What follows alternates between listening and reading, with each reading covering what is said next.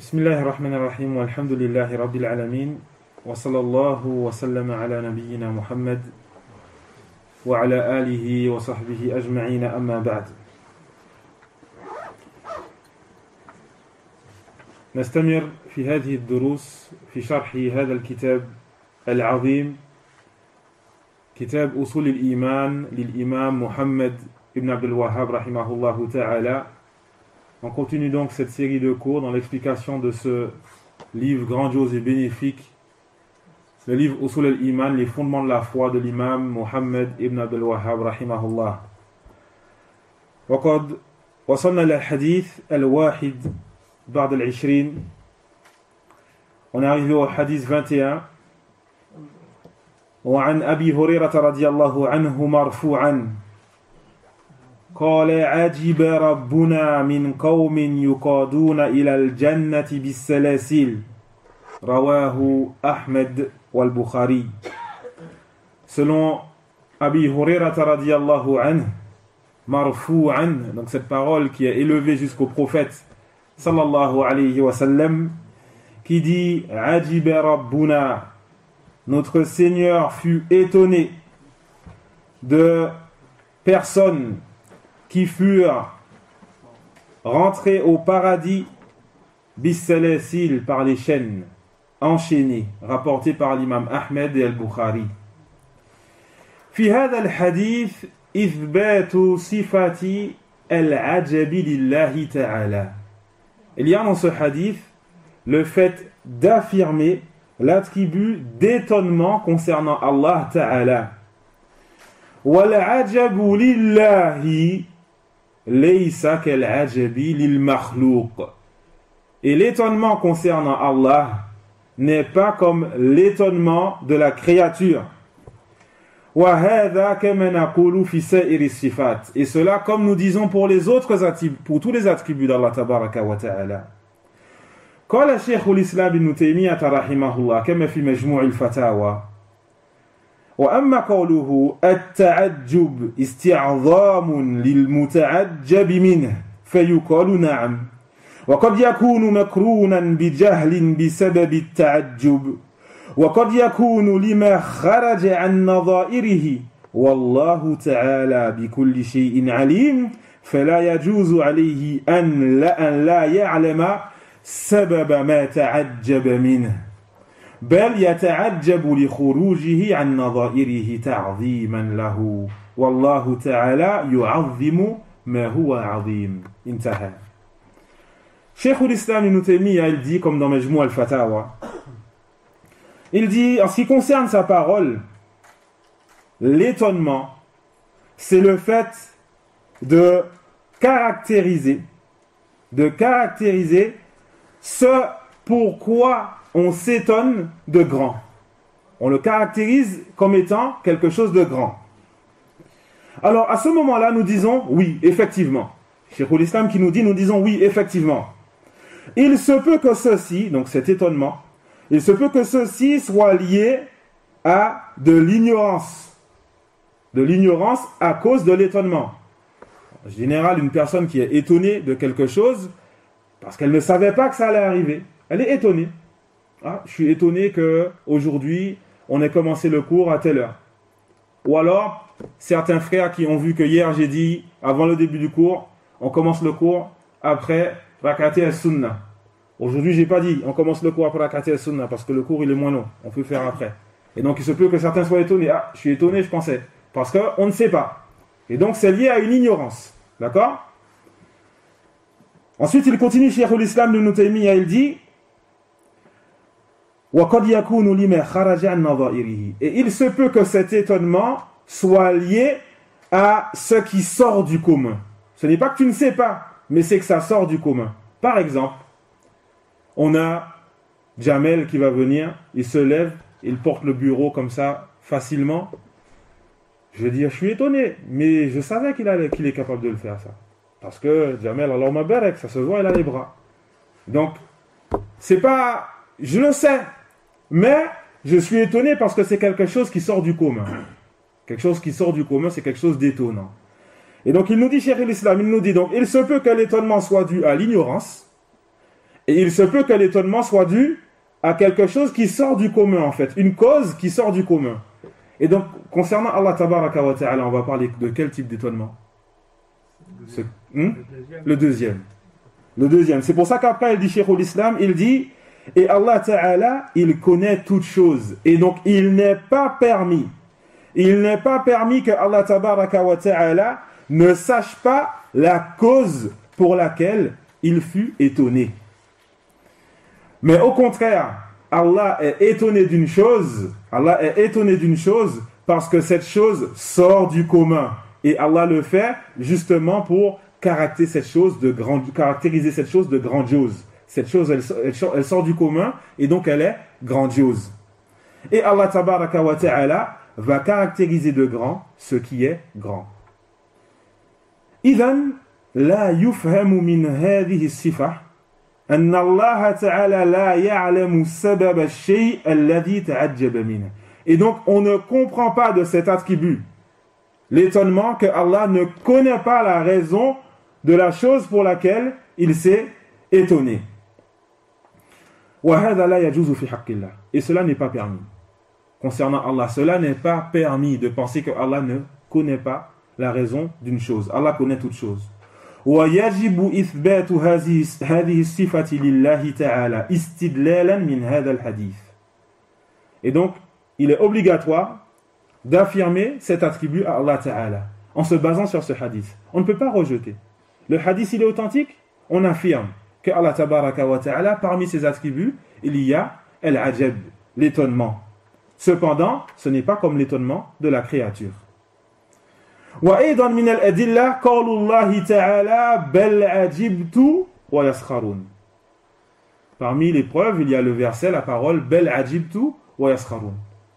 Mais je fus étonné et ils se sont moqués. Qu'un commentaire? Il y a deux riwayat. Hein? Il y a deux riwayat. Chez vous en Tunisie, c'est quoi? Bel ajibta. Bel ajibta. La riwayat. Et donc, il y a deux récitations pour ce verset. Deux récitations. Une récitation bel ajibtu, mais je fus étonné. Et une autre récitation bel ajibta, mais tu fus étonné, ô Mohammed. Et donc, et les deux récitations sont authentiques. Les deux récitations sont authentiques. La première récitation que j'ai citée, bel ajibtu, avec la domma, je fus étonné. Donc c'est la récitation donc, qui est connue donc, de Hamza, Al-Kisai et Khalaf. Et bel ajibta, donc tu fus étonné, ça c'est toutes les autres récitations, les 7 autres récitations. Et donc dans ce verset, Allah Tabaraka wa Ta'ala, il fut étonné du fait que ces gens-là continuent à mécroire et à rejeter la vérité malgré les preuves évidentes. Mais cela ne veut pas dire que Allah Tabaraka wa Ta'ala ne connaît pas la cause de cela. Et donc on ne confond pas l'étonnement concernant Allah Tabaraka wa Ta'ala avec l'étonnement concernant les créatures. وأهل الأهواء أنكروا هذه الصفة سائرين على قاعدتهم في رد الصفات. Et donc les gens de la passion, ils ont rejeté cet attribut. Ils ont dit on ne peut pas dire que Allah, il est décrit par l'étonnement. Comme d'habitude, la même règle qu'ils ont, ils disent non, on ne veut pas chercher à faire ressembler Allah à ses créatures, etc. Mais ils se basent toujours sur le fait qu'ils s'appuient sur ce qu'ils connaissent des créatures. Ils vont dire la créature elle est comme ça, et donc l'étonnement concernant Allah ne peut être que comme ça. On leur dit non. Allah il a dit dans le Coran, Laysa kamithlihi shay. Rien n'est semblable à lui. Et donc tu affirmes ce qu'il a affirmé pour lui-même, sans que cela ne ressemble à aucune des créatures d'Allah Tabaraka wa Ta'ala. Et donc ce principe il est très important. وفي الحديث أن الله تعالى عجب من قوم يدخلون الجنة بالسلاسل. Il y a dans ce hadith le fait que Allah fut étonné d'individus qui sont rentrés au paradis enchaînés. Enchaînés. فهم أسروا حال كونهم كفارا فكان ذلك سببا في إسلامهم. Et donc ces gens-là, ils furent prisonniers lorsqu'ils étaient incroyants. Lorsqu'ils étaient incroyants, ils furent prisonniers. Et ceci a été une cause de leur conversion à l'islam. ta'ammalu fi rahmatillahi ta'ala. Méditez sur la miséricorde d'Allah ta'ala. Fahada amrun ajib. Ça c'est quelque chose de surprenant. Al-jannatu yadkhulu al-mar'u fiha bi asbab. Le paradis, l'individu va rentrer au paradis par des causes qu'il va accomplir. قد يرغب المرء في هذه الأسباب هذه الأعمال التي تدخله الجنة وقد لا يريدها. Il se peut que l'individu il ait envie d'accomplir ces actes qui font rentrer au paradis, et il se peut qu'il n'ait pas envie. فالله تبارك وتعالى يهديه إلى القيام بهذه الأعمال بسبب يكرهه. Et Allah tabaraka wa ta'ala, à ce moment, il va guider cet individu jusqu'à ce qu'il accomplisse les causes qui lui permettent de rentrer au paradis. Allah va le guider pour qu'il accomplisse les œuvres lui permettant d'entrer au paradis par des causes que cet individu n'aime pas. Comme ici, un homme qui a été prisonnier. Qui est-ce qui aime être prisonnier? Mais là, ça a été une cause pour qu'il soit guidé vers l'islam. D'autres personnes sont guidés vers l'islam par la mort d'un proche. Ça lui fait un choc. Ou alors, sa femme qui l'a quitté, ou on ne sait pas, d'autres raisons. Plein de raisons qui peuvent faire mal à l'individu. Ça va être une cause qu'Allah tabaraka wa ta'ala le guide vers l'islam. Et ça, c'est quelque chose de grandiose. Le fait qu'un individu, il se peut qu'il n'ait aucune envie de venir vers cette religion. Il n'a aucune envie, mais Allah tabaraka wa ta'ala va le guider par une cause que celui-ci le déteste. Par une cause qu'il déteste. Et ça nous rappelle la parole d'Allah tabaraka wa ta'ala wa asa an takrahu shay'an wa huwa khayrun lakum. Il se peut que vous détestiez quelque chose et c'est un bien pour vous. Wa asa an tuhibbu shay'an wa huwa sharrun lakum. Il se peut que vous aimez quelque chose et c'est un mal pour vous. Wallahu ya'lamu wa antum la ta'lamun. Et Allah sait, mais vous ne savez pas. Et donc c'est Allah tabaraka wa ta'ala qui sait où est le bien nous concernant. فالأمر المكروه قد يكون سببا في هداية الناس إلى دخول الجنة. Et donc le sujet, la chose détestable, il se peut qu'elle soit une cause pour que les gens soient guidés au paradis. Le hadith numéro 22, l'auteur il nous dit وعن أبي موسى الأشعري رضي الله عنه قال رسول الله صلى الله عليه وسلم وما أحد أصبر على أذى يسمعه من الله يدعون له الولد ثم يعافيهم ويرزقهم رواه البخاري. Selon Abi Moussa al-Ash'ari radiyallahu anhu qui dit, le messager d'Allah sallallahu alayhi wa sallam a dit, aucun ne patiente plus sur une nuisance qu'il entend que Allah. Personne ne patiente plus sur une nuisance qu'il entend que Allah. Ils prétendent, ils lui attribuent un enfant. Et celui-ci leur accorde la santé et leur accorde la subsistance, rapporté par Al-Bukhari. هذا الحديث فيه أن الله يتأذى من أفعال وأقوال عباده. Il y a dans ce hadith le fait que les paroles et les actes des serviteurs d'Allah peuvent le nuire à Allah tabaraka wa ta'ala. Cependant, on revient encore à la même règle qu'avant, c'est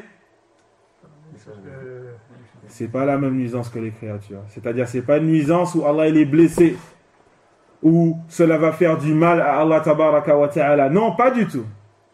Laysa kamithlihi shay. Rien ne lui est semblable. Et donc, Allah tabaraka wa ta'ala, les actes et les paroles de ses serviteurs vont le nuire.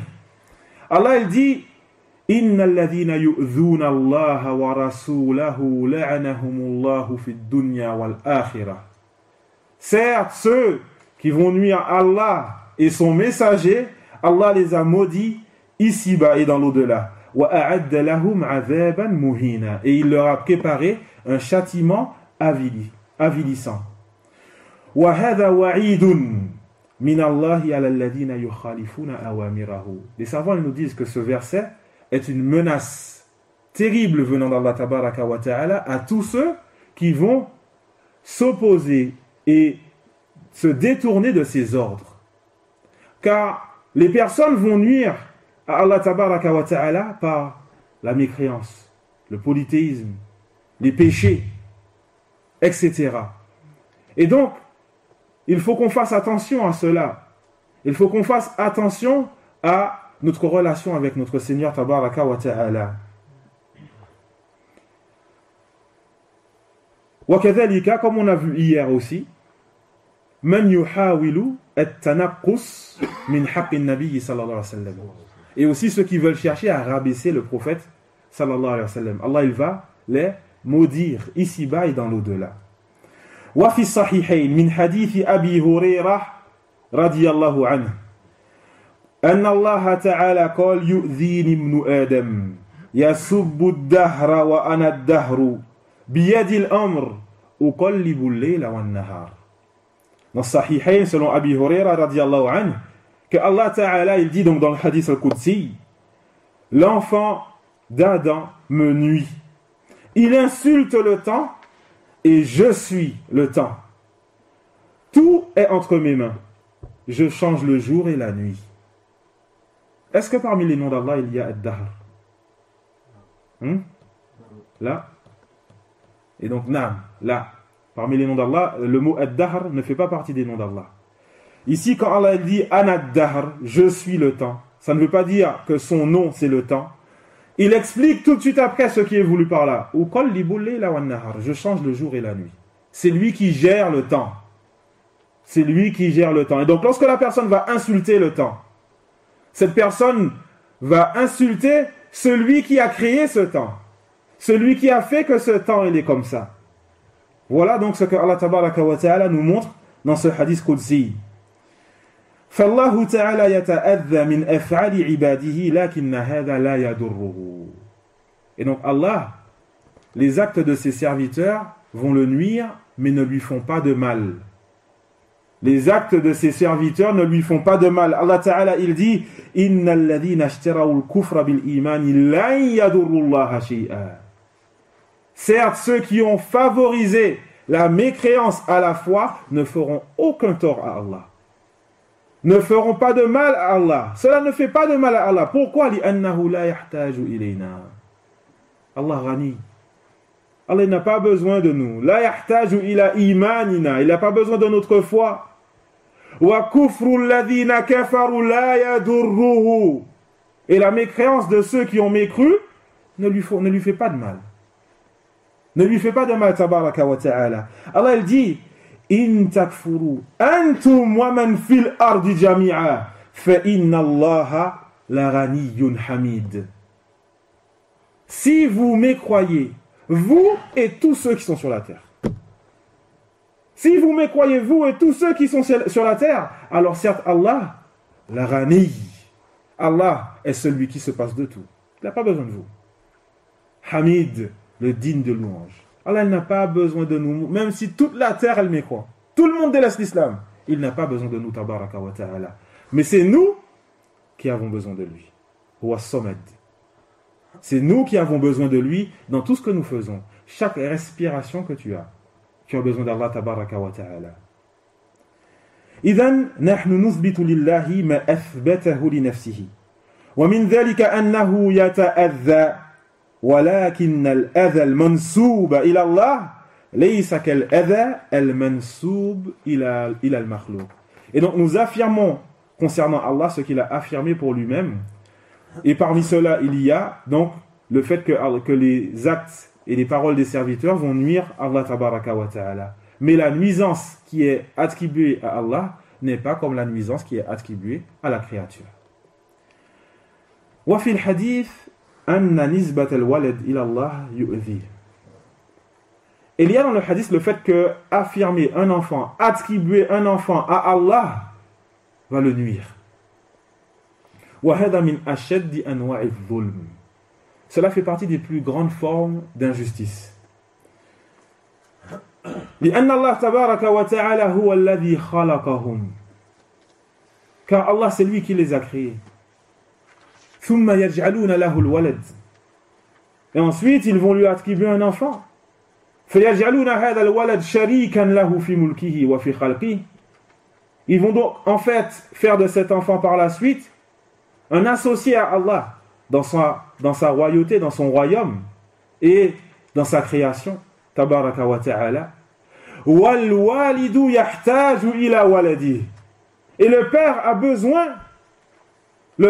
besoin de son enfant.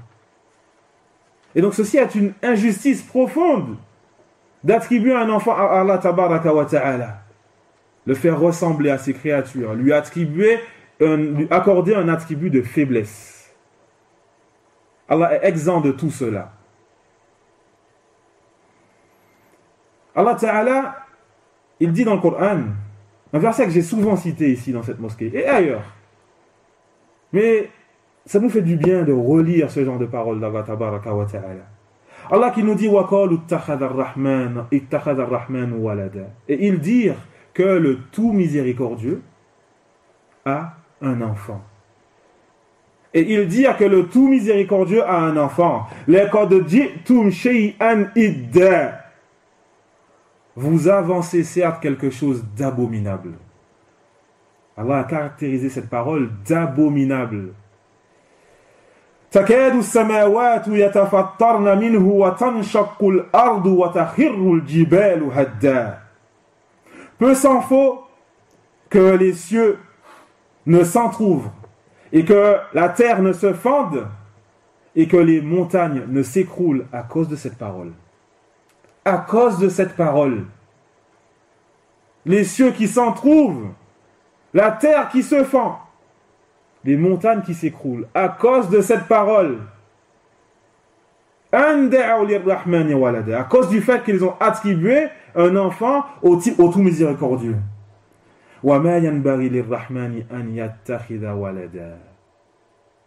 Et Ar-Rahman, le tout miséricordieux, il est impossible qu'il s'attribue un enfant, il est impossible qu'il ait un enfant. Voilà pourquoi les chrétiens ils sont souvent gênés lorsque vous leur posez cette question. Qu'est-ce que vous voulez dire lorsque vous dites que Dieu a engendré Jésus? Lorsque vous dites cela.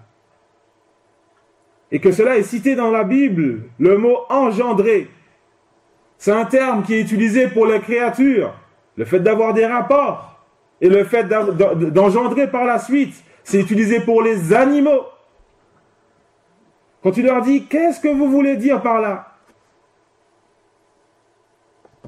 C'est pas possible de donner une réponse correcte après cela. Et donc, c'est une parole qui est gravissime. Une parole qui est très lourde.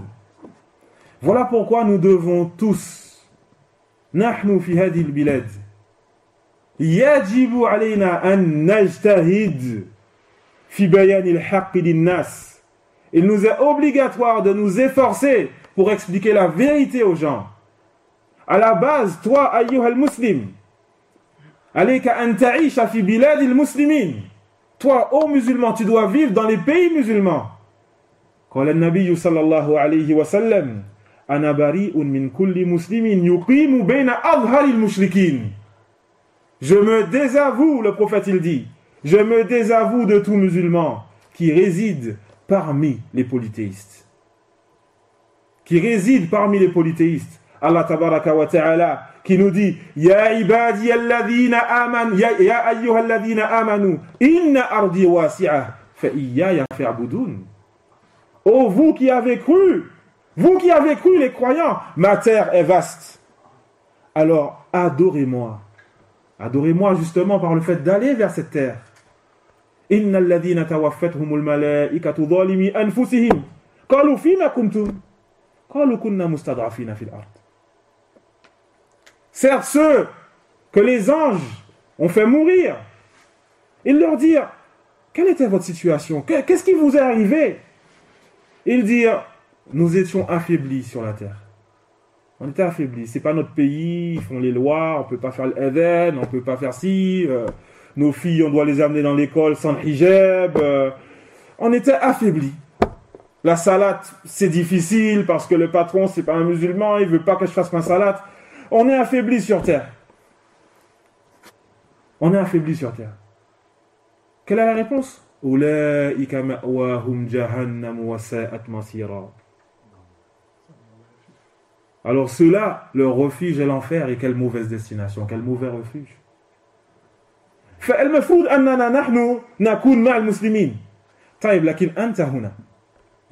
La base, c'est qu'on soit ici avec les musulmans. Oh, excusez-moi, qu'on soit dans les pays musulmans.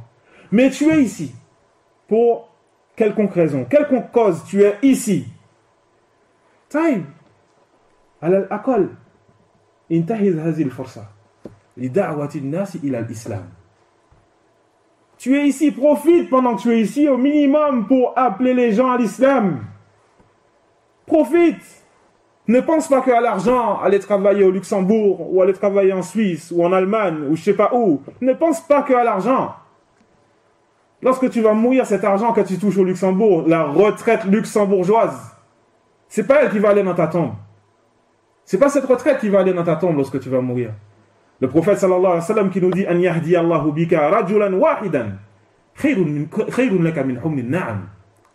Le fait que Allah guide par ta cause un homme, un seul homme, il guide par ta cause, c'est mieux pour toi que les richesses d'ici-bas. Khayrun na'am, c'était les plus grandes richesses que possédaient les Arabes à cette époque. Et donc, il est important, ô mes frères, que on s'efforce, tout un chacun. Tu as des voisins, tu as des proches, des collègues de travail, ton patron. Montre-leur la vérité. Qu'est-ce que l'islam? Montre-leur qu'est-ce que l'islam. Et aide-les à délaisser cette parole immonde, le fait de dire que Allah tabaraka wa ta'ala, il a un enfant. واختلف العلماء في تسمية الله بالصبور. Et les savants, ils ont divergé concernant le fait d'appeler Allah par le nom As-Sabur. Le fait d'appeler Allah par le nom As-Sabur. فطائفة تثبت هذا الاسم لله مستدلين بحديث أبي هريرة في جامع الترمذي أن رسول الله صلى الله عليه وسلم قال إن لله 99 اسما 100 غير واحدا من أحصاها دخل الجنة ثم سرد أسماء ومنها الصبور. Et donc les savants, ils ont divergé, et parmi les savants qui vont affirmer que le nom As-Sabur fait partie des noms d'Allah, et donc ces savants-là, ils s'appuient sur le hadith de Abu Hurairah radhiyallahu anhu qui est dans Jami' at-Tirmidhi, dans lequel il affirme que le prophète sallallahu alayhi wa sallam a dit, certes Allah a 99 noms, 100 moins 1. Celui qui les dénombre rentre au paradis. Celui qui les dénombre rentre au paradis. Et qu'ensuite le prophète il a cité des noms. Et que parmi ceux-ci il y a As-Sabur. Le nom As-Sabur. لكن هذا الحديث كما ذكره العلماء ومنهم شيخ الألباني رحمه الله هذا الحديث صحيح دون سرد الأسماء. Ce hadith il est authentique sans la citation des noms. Sans la citation des noms. Et ce hadith, on le connaît, il est connu. On l'a déjà entendu. Si Allah a 99 noms, celui qui les dénombre rentrera au paradis. Ce hadith, il est connu.